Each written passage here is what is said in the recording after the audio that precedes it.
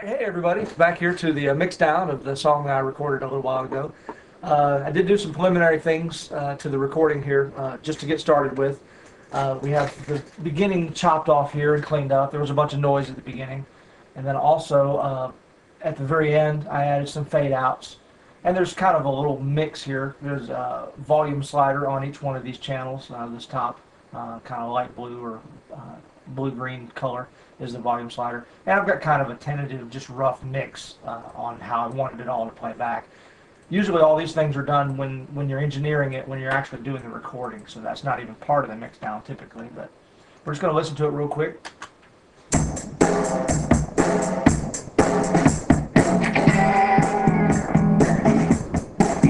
Now also there's some snare, some reverb added to the snare drum on this effect send here, and the way the mixing board goes here, the computer, we have the tracks. Each one of them has an input and an output. Right now the outputs are going to this master group here, but there's also a send, which is a bus from each one of the channels to any one of the other groups here. This is an effect send, and it runs through this what's called a Patheon recorder reverb that's sent from here. So basically you have the track here, it's sent from here with the volume, then goes to here, but then this track actually outputs back to the master. So there you go. Anyway, that's kind of how all the tracks route. This one's got a subgroup set up that I use occasionally. Right now nothing's on it, but sometimes you might want to subgroup vocals or whatever to get it to blend together. Let's see, the next thing that we're going to do on this is we're going to listen to the kick drum and the bass guitar next to each other and be sure that they're all right. Now the kick drum's already got a little bit of an EQ on it also. Okay, now you listen to the kick drum and you can hear that there is quite a bit of noise coming through, like you can hear the snare drum. We're going to go through and take the snare drums out with something called a gate. This is my favorite gate.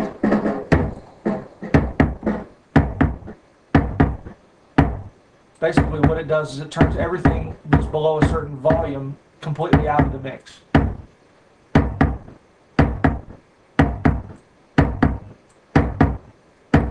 So now we see we don't have nearly as much snare drum in that mix. Okay, so that's the first thing we do to the track. We gate it to clean it up a little bit. And this is not necessary all the time, but this is what we're doing right now, this particular mix. Then also we have to do what's called compress it. Compress it basically takes out the loud parts and makes it a little bit more even. But you don't want to overdo it, so you compress it. It's a variable amount of compression depending on how much comes in.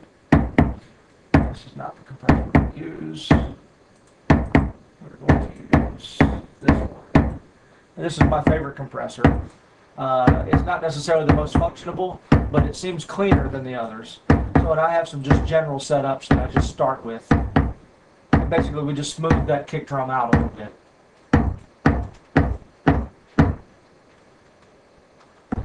Okay, now we're going to listen to it with the snare drum, which we will also have to gate and compress.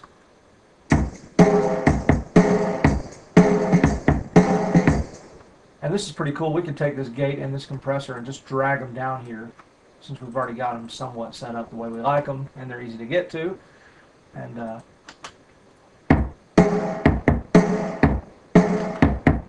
now you notice that the snare drum is missing all the noise that was in there, like the hi-hats. Oops. So that's without the gate. The gate in there, we just get snare drum. Now you got to be really careful about your gate that you don't take out too much either, because it will. You can very easily corrupt the sound. Okay, last thing we have to be concerned with, drums wise, is the overheads. These are the two overhead microphones.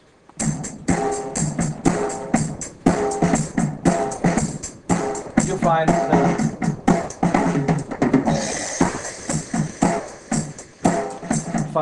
thinning the overheads out is pretty standard procedures. You're going to turn it down pretty much more than anything else.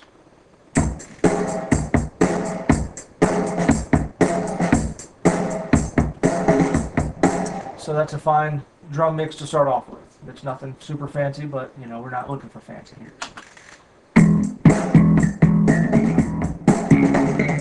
Now I already have a compressor on the bass, and I've also got some EQ on it already.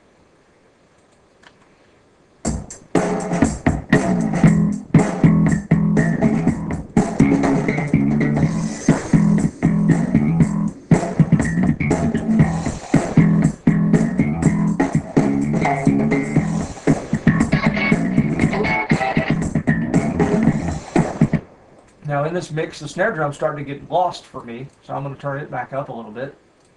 It's important to have a good strong backbeat in your mix.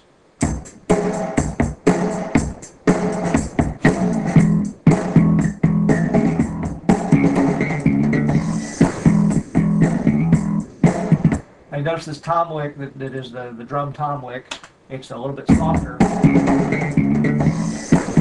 So now that has to do with the fact that we just use the overhead mics for the toms, and also I'm not a great drummer. But typically you would mic the toms and they would have their own track, but right now they don't. So what we'll probably end up doing is splitting those out. I'll probably do that at a later time because it's a little bit time consuming. But I'll probably split them out into their own track. So I can do this one real quick. Of course, this one would happen to be the one where my drumsticks clicked. So basically from here to here, on both of these tracks.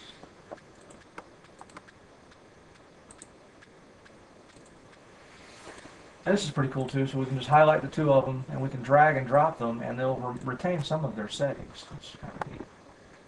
If you hold down shift when you drag and drop, it'll stay in time. Retains our volume settings, but we'll still have to go through and do whatever is necessary. So actually we can delete them from here too. So now what we can do is just kind of turn them up.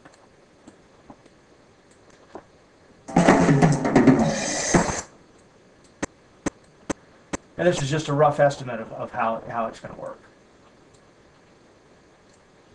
And I'll get more specific with it as, like I said, it's kind of time consuming.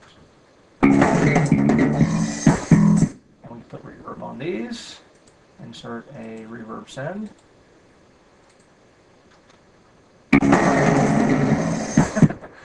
Maybe a little too much. Let's see.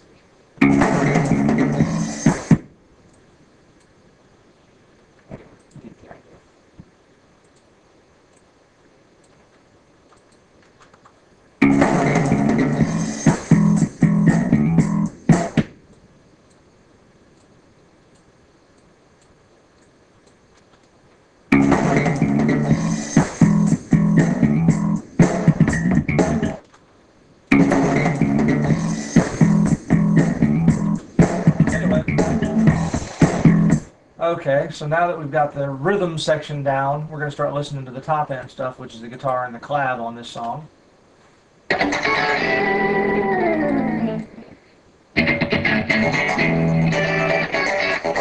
Okay, we've already got some compressor on the guitar, and we've got a little bit of reverb on the clav. Now, one thing that's important is because these two pieces of sound are kind of registering in the same register on the computer. If you can look at this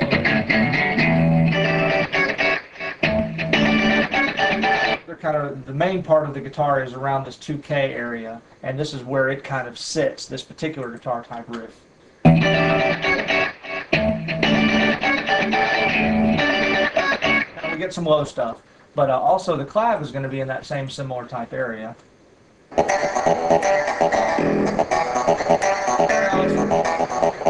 It's a tad lower, but not much. It's still kind of in the same general area. But the point of all this is, since the two of them are kind of in the same little spot, what you do is separate them by speaker. So you give it a little bit more depth here by maybe putting one to the left and one to the right. Not all the way, but you probably can't hear this on the camera. I don't know that you can or can't, but maybe you can.